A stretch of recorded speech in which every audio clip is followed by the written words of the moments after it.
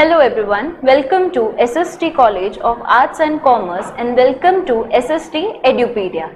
I am Assistant Professor Manmeet Kaur and today I am going to start with our foundation course part 2 for semester 2, which will be for first year BMS, BAF and BCBI. Our first module is concerned with globalization and Indian society. So in that we will cover liberalization, privatization and globalization and its impact, positive and negative impact. So let's see the concept of liberalization. Liberalization is the process or means of eliminating the control. The control we are eliminating in this, we are giving the control or liberalized factors to our decision making sectors to private agencies. So here it provides a greater autonomy, which means freedom to the business enterprises in making and eliminating the government decisions which are mostly taking time or interference. Since the adoption of this policy, we have seen a drastic change in our Indian economy. Liberalization for developing countries opened the economic borders for foreign companies. We are more able to move international and we are able to make our business transactions anywhere we wish to. So the objective of liberalizations are mostly to boost up the competition, promote foreign trade, improve the technology and foreign capital, develop the global market and to reduce the burden of debt that we have. We liberalize the transactions here and which makes the debt to flow smoothly. Encourage private sectors, reduce the role of public sector, the interference will be reduced in liberalization. Next concept we have privatization. So once we are liberal, we have the freedom and then we will move to privatization. We will remove the government agencies and we will privatize it by giving the monopoly or giving the right to make the decisions to private agencies or entities. It means transfer of ownership and management, or we can say the control of public sector to private sector. Privatization again is transferring the publicly owned entities to private, which makes the production, the transactions, all the dealings a smooth way. We don't have to wait for the decisions to be given by the government. The argument related to this is like it is more efficient in all terms. We are able to make the decisions quicker, which smooths the whole process. It benefits the society also, and the entities which are governing, which are doing the transaction, they are also not in control. Privatization has again advantages and disadvantages. Let's see the advantages. It improves the efficiency, the productivity, the quality, the quantity, everything is improved. Lack of political or government interference. Short-term view, it is a short-term view, but sometimes it goes a long run. We are able to have the future forecasting and we are able to do the business transactions smoothly. Shareholders are able to do the investment purpose. They can make their portfolio in this sector. Increased competition and obviously the revenue, the profit margin also increased because the ruling and the decision making is in the hands of private sector. On the other hand, we have disadvantages like monopoly. The very first thing is monopoly. The entities, the business sector becomes the monopoly. They feel like they are the king of that particular commodity. They can rule, they can fix the prices in any way they want. That makes the product or the service expensive. Public interest might be fluctuating because of the expensiveness of the product. It is inflexible. Inflexible means we are not able to we are not able to change it anytime, and obviously all this makes the number of frauds or malpractices to increase. Next concept we have globalization. Globalization after liberalization and privatization, we have the freedom to move global. We can make the transactions, we can make the dealings, the tie-ups, everything globally. It is increased in interconnectivity of the transactions. We are able to exchange our cultural views and exchange our customs in that way.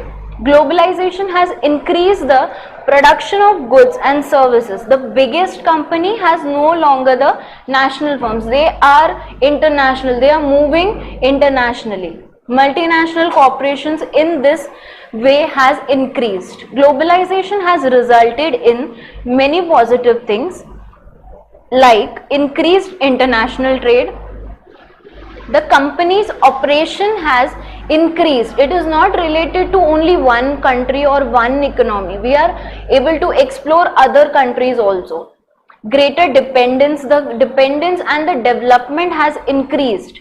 Not only the Indian economy develops, the other economies, other countries which are involved, those also gets the freedom to explore and further development. It gives free movement of capital, goods and services.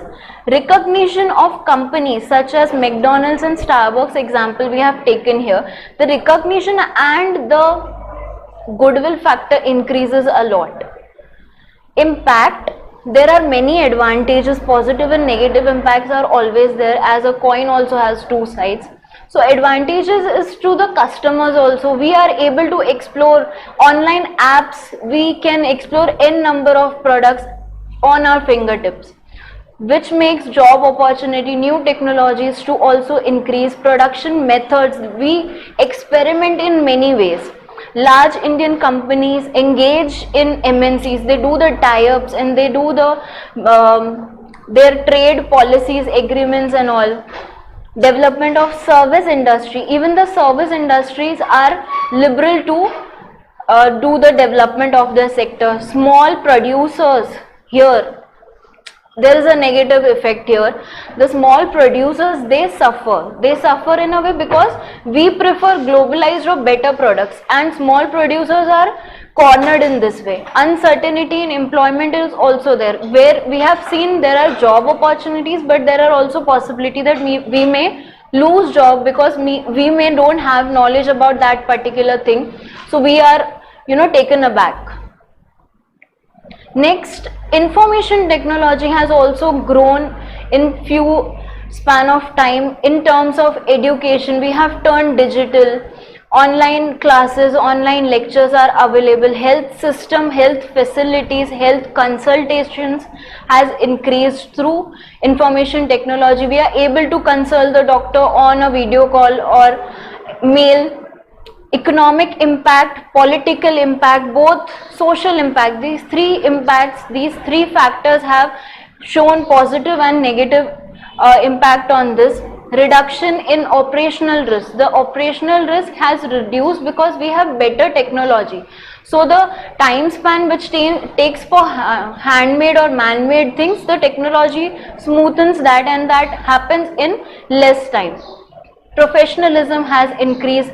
With that, we are able to develop, renew and expand our area, expand the scope of our territory with information technology, that is IT. Next, we have communication. Through communication, we communicate what we need, what are our grievances or suggestion, or we communicate with the help of communication in any means, verbal or non-verbal. So communication in business helps a lot. It is a message that is conveyed through our mode, whatever mode we use. So what makes the business communication effective is main thing. The communication, especially in business, should be clear. It should be concise. There should not be any jargons or difficult technical words used here. Credibility should be there, which means whatever I am speaking, I should have a backup or evidence for that. So in terms of business, when we are doing any transaction or something, we should have credibility of that. Engagement of the recipient, that is the receiver of the information, should be engaged in that message. He or she should be interested in receiving the knowledge or the message. There are different modes of communication that often we use for business transaction or our communication, that is telephone, mobile phone, fax, communications for through computers, internet, video conferencing. These are the modes in which businesses deals, and they try to communicate their things with the other party. Again, we are here to understand the positive effects of globalization on Indian industry. Now we are concentrating on Indian industries. Obviously, there has been growth. The growth has been possible with the help of exports, which have increased, expansion of territory. The investment sectors has been increased. We are able to not only invest in our own country, but we are able to invest in US, UK, wherever we wish to. Employment opportunities, productive and efficient service or production has been happening. On the other hand, the negative effects we have, the demand of labor has increased, whereas we don't have skilled laborers. There is a possibility that we have to train the laborers. For that, we don't have sufficient technology or resources. So that makes the demand to increase, but the supply is not there. Rise in wage rate, the salaries, remuneration are increased, the demand for that is increased. Competition, again, the retirement happens. Growth of consumerism. The consumers here are more like, we need this thing. If that thing is not satisfied, then they can move easily to consumer court. Instability in profits, shortage of power, as we discussed about the shortage of labor, insufficient supply, and obviously when we are not trained, we withdraw from the job, that is losses of jobs. On the other hand, we can see new employment opportunities that can be created in n number of fields. Some of the fields are mentioned over here: information technology, telecom, healthcare, fitness, retailing, education. There are n number of fields in which we can do our job. We should have passionate feeling about the thing, then we can move easily. The next thing we have migration. Migration happens very often. Now recently also we all experienced COVID span, in which many people migrated to their native place for their job security or for their benefit. So we can say that today there are 258 million migrants around the world outside their own country where they have born. Why they migrated? They migrated for their earning purpose, for supporting their family. But migration, if we see, has increased a lot. Migration provides immense opportunity. It provides opportunity, benefits also, but on the other hand we have disadvantages also. For migrants, host communities and communities of origin, those things are beneficial. However, when poorly regulated, when migration is not planned properly, it can put a negative impact on the situation. These challenges include overwhelming social infrastructure. When we are not able to provide the full support to the family, then socially we are not in good state. Unexpected arrival of large number of people, then those location doesn't have sufficient job opportunities, then there are many crises that happen. So migration need to be planned properly, so that the journey is not dangerous for individual also, and eventually for the economy also.